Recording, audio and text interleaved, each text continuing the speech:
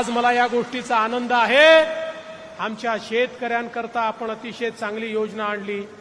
शेतकऱ्यांना मोफत वीज देण्याचा निर्णय आपण घेतला.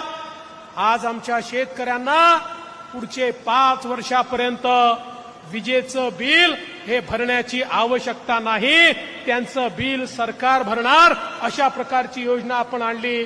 महाराष्ट्रामध्ये 12,000 मेगावॅट सौर ऊर्जा निर्मिती आपण सुरू केली, ज्याच्या माध्यमातून पुढच्या 1.5 वर्षानंतर 18 महिन्यानंतर महाराष्ट्रातल्या शेतकऱ्यांना 12ही महिने 365 दिवस दिवसा चांगली वीज देण्याचा निर्णय आपण केलेला आहे.